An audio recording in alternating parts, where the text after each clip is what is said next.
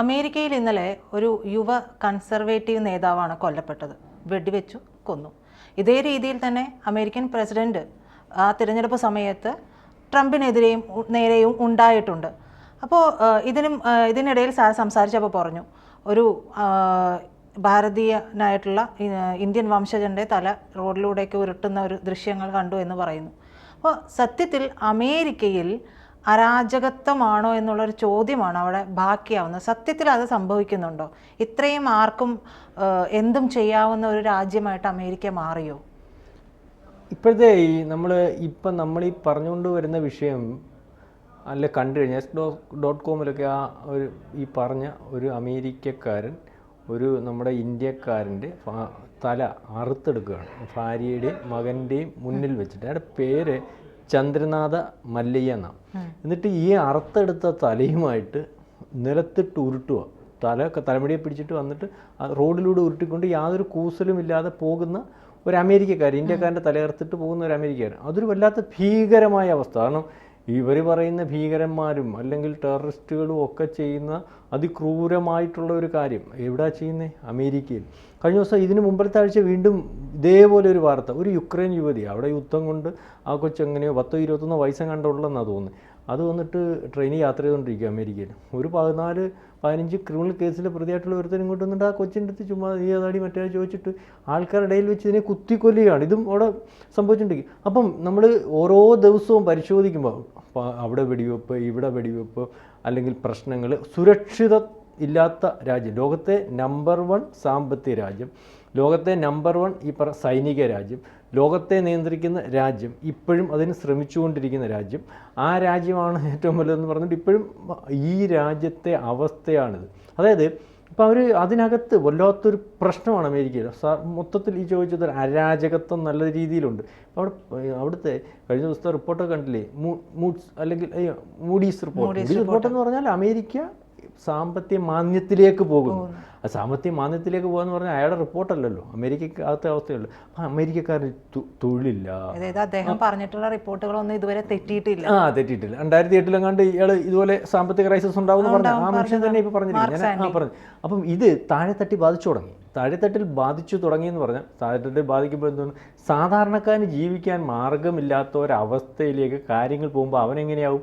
ഇതുവരെ ഞാൻ കഴിഞ്ഞ ദിവസം വരെ അങ്ങ് ലാവിഷായിട്ട് 3 നേരം ഭക്ഷണം ത്തിന് പകരം 4 നേരത്തെ ഭക്ഷണം കഴിച്ച്, അല്ലെങ്കിൽ അതുപോലെ കള്ളും കുടിച്ച് എല്ലാം കഴിയുമ്പോൾ ലാവിഷാകുമ്പോൾ എന്തോ വേണമെന്നറിയാൻ സമ്പത്ത്. ഇതേ രീതി നടന്നു വരുത്താൻ ഒരു സുപ്രഭാതത്തിൽ അല്ലെങ്കിൽ ഒരു കുറച്ച് ദിവസം കൊണ്ട് ഈ കാര്യങ്ങളൊന്നും നടക്കാതെ വരുന്നു. ഈ കാര്യങ്ങളിലേക്ക് എത്താനുള്ള മാനസിക അല്ലെങ്കിൽ മറ്റ് ഒരുക്കങ്ങളൊന്നും അല്ലെങ്കിൽ തയ്യാറെടുപ്പുകൾ നടത്തുന്നതിന് വേണ്ടിയുള്ള സാഹചര്യമില്ലാതെ വരുന്നു, അല്ലെങ്കിൽ അവന് പരിചയമില്ലാതെ വരുന്നു. ഈ രീതിയിലേക്കൊക്കെ കാര്യങ്ങൾ പോകുമ്പോൾ അവൻ വയലൻ്റ് ആവും. മനസ്സിലാവുന്നു. കാണുന്നവനോടെല്ലാം ദേഷ്യം വരും. അപ്പം ഇതിനെല്ലാം കാരണക്കാരനെ കണ്ടുപിടിക്കാനാണ് പിന്നെ നടക്കുന്നത്.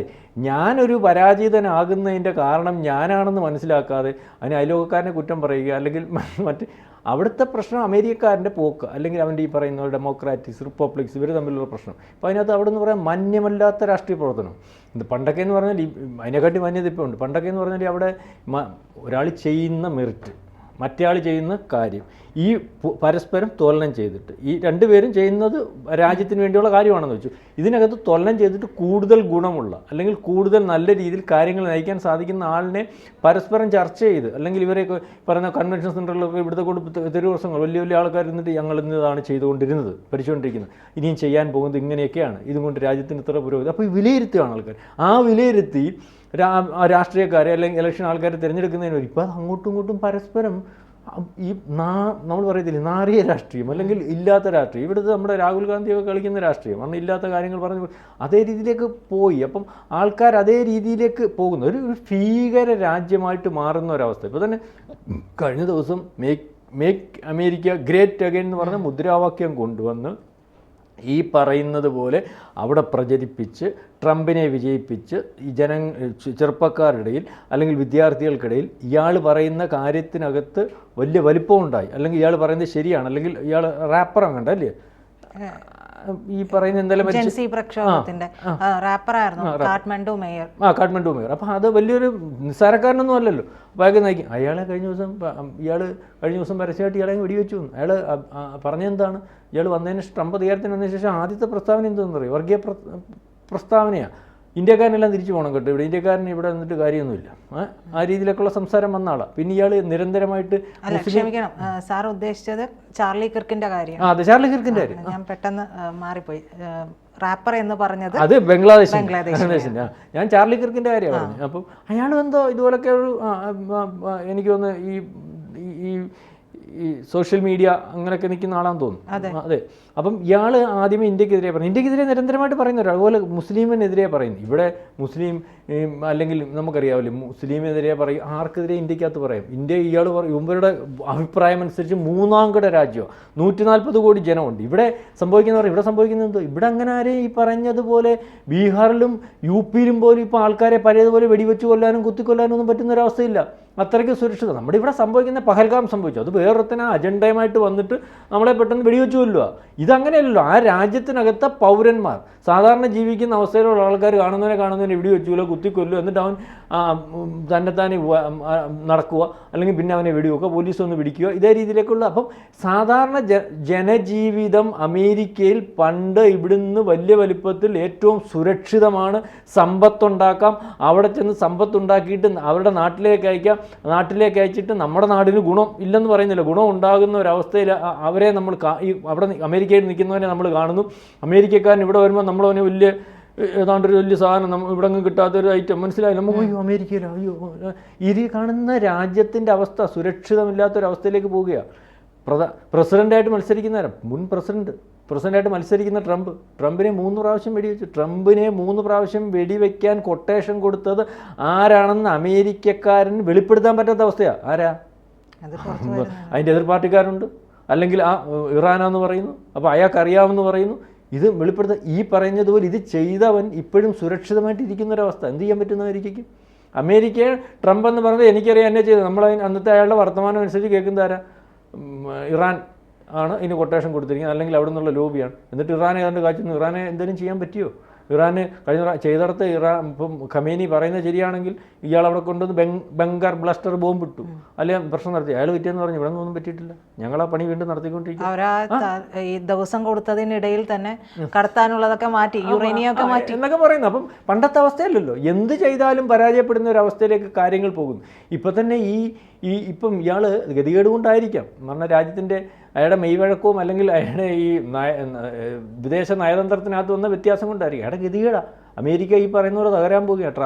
ട്രംപ് ഒരു പക്ഷേ വരുന്നത് തന്നെ അവരുടെ ഇടയ്ക്ക് ഞാൻ ഈ പറഞ്ഞതുപോലെ സംസാരിച്ച് ആൾക്കാരെ ബോധ്യപ്പെടുത്തി നമ്മുടെ രാജ്യം തകരുകയാണ്, നമ്മുടെ രാജ്യത്തിൻ്റെ ആഭ്യന്തര കടം ഈ പറയുന്ന 30 ട്രില്യൺ മറ്റോ ഉണ്ട്, അത് ആൾക്കാരെ പറഞ്ഞ് ബോധ്യപ്പെടുത്തി. നമുക്ക് ഈ പറയുന്ന റിപ്പബ്ലിക്കൻ പാർട്ടി ഡെമോക്രാറ്റിക് പാർട്ടികളുടെ നേതൃത്വത്തിലാണ് ഇതെല്ലാം സംഭവിച്ചത്. രാഷ്ട്രീയക്കാരൻ പറയുമ്പോൾ അങ്ങനെ സംഭവിച്ച് ഞാൻ വന്നാൽ ഞാനൊരു സാമ്പത്തിക വിദഗ്ധനാണ്, വലിയൊരു ബിസിനസ്സുകാരൻ, എനിക്കിതെല്ലാം ചെയ്യാൻ സാധിക്കും, അല്ലെങ്കിൽ ഈ രാജ്യത്തിനകത്ത് ഈ പറഞ്ഞതുപോലെ രാജ്യവിരുദ്ധ ശക്തികൾ കൂടുതൽ കയറിയിട്ടുണ്ട്, അല്ലെങ്കിൽ അവരെ കയറ്റുന്നതിന് താല്പര്യമെടുത്തും അത്തരത്തിൽ കാര്യങ്ങൾ ചെയ്ത് ഇദ്ദേഹത്തിനെതിരെയുള്ള പാർട്ടിയാണെന്നൊക്കെ പറഞ്ഞ് ആൾക്കാരെ ബോധ്യപ്പെടി അമേരിക്ക പഴയ അവസ്ഥയിൽ കൊണ്ടുവരണമെന്ന് പറഞ്ഞ് വന്നു. അയാൾ അതിന് ശേഷമുള്ള പണി തുടങ്ങി. ഈ പണി തുടങ്ങിയതിനകത്ത് ഈ പറഞ്ഞതുപോലെ അയാളുടെ പണിക്കകത്ത് അയാൾ ചെയ്യാൻ നിർന്ന് നമ്മൾ അയാളുടെ ഭാഗം നോക്കുമ്പോൾ അമേരിക്ക രക്ഷപ്പെടുത്താനാണ് നോക്കുന്നത്. കാരണം അതുപോലെ കടമുണ്ട്, ഇല്ലെങ്കിൽ നീങ്ങാൻ പറ്റത്തില്ല. പക്ഷേ അയാൾ ചെയ്ത ശൈലി തെറ്റായിപ്പോയി. ഇങ്ങനെയല്ല ചെയ്യേണ്ടത്. ഇപ്പോൾ പറയുന്ന അയാൾ ബുദ്ധിയുള്ളവനായിരുന്നെങ്കിൽ അയാൾ ചെയ്യേണ്ടത് എങ്ങനെ? അയാൾ ആദ്യമേ ബലമുള്ളവനെ കൂടെ നിർത്തണം. ആണ് ഇന്ത്യയെ പോലുള്ള രാജ്യത്തെ കൂടെ നിർത്തി കാര്യങ്ങൾ പരസ്പരം ബോധ്യപ്പെടുത്തി കാര്യങ്ങൾ നടത്തി മുന്നോട്ട് പോയിട്ട്, അല്ലെങ്കിൽ ബാക്കിയുള്ളവരെ ഈ ഒക്കുന്നിടത്തുനിന്നെല്ലാം പിരിച്ചെടുത്ത് ഒരു പരുവത്തിന് പോയി ഗ്രാജുവലി ചെയ്യണം. ഇപ്പോൾ അയാൾ ചെയ്തത് മൊത്തം പരാജയമായി. ഇപ്പം നേരത്തെ പറഞ്ഞതുപോലെ ഇയാൾ പറഞ്ഞാൽ ആദ്യം കേൾക്കാത്ത അവസ്ഥയായി. കാരണം അതിൻ്റെ കാര്യം എന്താണെന്ന് പ്രജിതയ്ക്കറിയാമോ? ഈ G7 രാജ്യങ്ങളെടുത്ത് പറഞ്ഞു 100% താരിഫ് വേണമെന്ന്. അവർ പറഞ്ഞ് ആലോചിച്ചേ പറ്റത്തുള്ളൂ. ഇന്ത്യയായിട്ടൊക്കെ അത് പാടാം, ഞങ്ങളുടെ രാജ്യത്തിന്, അല്ലെങ്കിൽ ഫ്രാൻസ്, അല്ലെങ്കിൽ അതുപോലെ ഇവരുടെ ജപ്പാൻ, ഫ്രാൻസ്, അല്ലെങ്കിൽ മറ്റുള്ള രാജ്യങ്ങൾ, ഞങ്ങൾക്കത് ഞങ്ങളുടെ കാര്യം ആലോചിച്ച് നാറ്റോ എടുത്ത് നാറ്റോയും പറഞ്ഞു അങ്ങനെ കയറി കൊടുക്കാനൊന്നും പറ്റത്തില്ല, അത് ഈ പറഞ്ഞതുപോലെ ഞങ്ങൾക്ക് ദോഷം ചെയ്യും. യൂറോപ്യൻ രാജ്യങ്ങൾ അങ്ങനെയായി. അവരും പറഞ്ഞു പറ്റത്തില്ല, ട്രംപ് അങ്ങനെ പറഞ്ഞാൽ ശരിയാവത്തില്ല. അപ്പോൾ ഇതെന്ന് പറഞ്ഞാൽ നേരത്തെ പറയുന്നതിന് മുമ്പ് ചെയ്യും. അപ്പം ഇയാൾ പറഞ്ഞാലും ചെയ്തില്ല കുഴപ്പമില്ല. ഇയാൾ ഇത്രയ്ക്ക് ഉള്ളൂ അമേരിക്ക. പണ്ടത്തെ അമേരിക്ക ഒന്നും ഇല്ല. അയാളുടെ കാര്യം കേട്ടുകൊണ്ട് നിന്നിട്ട് നമ്മളും കൂടെ ലോകത്തെ ഉറപ്പിക്കാനും അല്ലെങ്കിൽ ഇതുപോലെ ഇന്ത്യ മഹാരാജ്യത്തെയും അതുപോലെ ഡെവലപ്പിംഗ് ആയിട്ടുള്ള രാജ്യത്തെയൊക്കെ ഉറപ്പിക്കാനും നിന്നാൽ നമ്മുടെ കച്ചവടം പൂട്ടും. ഇന്ത്യ എന്ന് പറയുന്നത് ആരുടെ കച്ചവടം പൂട്ടിയാലും ഈ ഒരു കാലത്ത് ഇന്ത്യ ഒന്നും ചെയ്യാൻ പറ്റിയിട്ടില്ല, ചെയ്യാനും പറ്റത്തില്ല. ഇതൊരു അനുഗ്രഹീതമായിട്ടുള്ള രാജ്യമാണ് ഭാരതം എന്ന് പറയുന്നത്. കാരണം പണ്ട് നമുക്ക് നമ്മുടെ പട്ടിണി കിടന്ന കാലം, രാത്രി കാലത്ത് ഇവർ നമ്മളെ സഹായിച്ചിട്ടുള്ള കക്ഷികളൊന്നുമല്ല. അന്ന് നമുക്ക് അരി തരാത്തവനാണ്. അന്ന് നമ്മുടെ പ്രധാനമന്ത്രി പറഞ്ഞാൽ നമുക്ക് അരി ഗോതമ്പ് ഒന്നും തരുന്നില്ല, നമുക്കൊരു കാര്യം ചെയ്യാം, ഞാനും ഒരു നേരം ഉപവസിക്കാം, നമുക്ക് ഉപവസിക്കാം, അങ്ങനെ ഓവർകം ചെയ്തു. വാജ്പേയിയുടെ കാലത്ത് നമ്മൾ അണുപരീക്ഷണം നടത്തിയതിന് നമ്മളെ ഇപ്പം താരിഫിൻ്റെ കാര്യത്തിലില്ല നമ്മളെ ഈ പറഞ്ഞതുപോലെ ബുദ്ധിമുട്ടിക്കുന്നു. അന്ന് നമുക്കെതിരെ ബാനുണ്ടായിരുന്നല്ലോ. അന്നല്ലേ നമ്മൾ ഈ പറഞ്ഞത് അതിനെ അതിജീവിച്ച് ഈ നമ്മൾ ഏതെല്ലാം മേഖലയിൽ IT മേഖലയിൽ നമ്മൾ നമ്പറാണ്. അന്ന് നമ്മളെ ഫ്രാൻസ് സഹായിച്ചിട്ടുണ്ട്, ജപ്പാൻ സഹായിച്ചിട്ടുണ്ട്, അല്ലെങ്കിൽ ബഹിരാകാശ മേഖലയിൽ നമ്മൾ വന്നിട്ടില്ല. അപ്പോൾ ഇവർ സഹായിച്ചിട്ടൊന്നും ഇല്ല, അത് നമ്മുടെ ചുമ്മാ അറിവില്ലാത്തവൻ്റെ ഒരു ധാരണയാണ്. അപ്പോൾ ഇവർ നമ്മളെ സഹായിക്കാത്ത കാലം മൊത്തവും നമ്മളെന്തുവായി, നമ്മൾ അതിജീവിച്ചുകൊണ്ടിരിക്കുക, നമുക്ക് കരുത്തുണ്ടായി. ഇപ്പം പ്രജിതയെ ഞാനങ്ങോട്ട് വന്നിട്ട് തെള്ളും തോറും പ്രജിതയെ പ്രതിരോധിക്കും. ഉറപ്പം ആദ്യം പുറകോട്ടു, കുറച്ചു നേരം കഴിയുമ്പോൾ അവിടെ നിൽക്കും, ചിലപ്പം തെള്ളുന്ന ആൾ പുറകോട്ട് വരും. ഇതേ രീതിയിലേക്ക് പോകുന്ന ഒരു അവസ്ഥയിലേക്കാണ് ഇന്ത്യ. അപ്പം അതുകൊണ്ടാണ് ഇയാൾ ഈ പറഞ്ഞതുപോലെ അഡ്ജസ്റ്റ്മെൻറ്റിന് തയ്യാറാവുന്നത്. ഞാൻ ഈ പറഞ്ഞു വന്നത് എല്ലാ രീതിയിലും തകരുന്ന ഒരു അമേരിക്ക, നാളെ കാലത്തെ അമേരിക്കയിൽ പഴയതുപോലെ സുരക്ഷിതമായിട്ട് ആൾക്കാർക്ക് ജീവിക്കാൻ പറ്റാത്ത അവസ്ഥയിലേക്ക് അവിടുത്തെ ഗ്രൗണ്ട് ലെവൽ അന്തരീക്ഷം പോലും മാറുന്നു. അതായത് സുരക്ഷിതമല്ലാത്ത, ഇപ്പം വേറെ എന്തെല്ലാം രാജ്യങ്ങൾ, അഫ്ഗാനിസ്ഥാനിൽ പോലും എനിക്ക് തോന്നുന്നു ഇതിനെക്കാട്ടി സേഫാണ്. ഇവിടെ ചെന്നിട്ട് പറ്റുന്നില്ല. ഇപ്പം തന്നെ യുക്രൈൻ യുവതിയുടെ കാര്യം, നമ്മുടെ ഇന്ത്യക്കാരൻ ഈ പറയുന്ന ആളുടെ കാര്യം, ഇത് വൈറലാണ്. ഈ ഒരു കാര്യം ഗോപ്യമായിട്ട് വെക്കാൻ പോലും പറ്റും. ജനാധിപത്യ രാജ്യം കൊണ്ട് പറ്റുന്നില്ലല്ലോ. ഇതൊക്കെ എങ്ങനെ അവിടെ പോയിട്ട് ജീവിക്കും?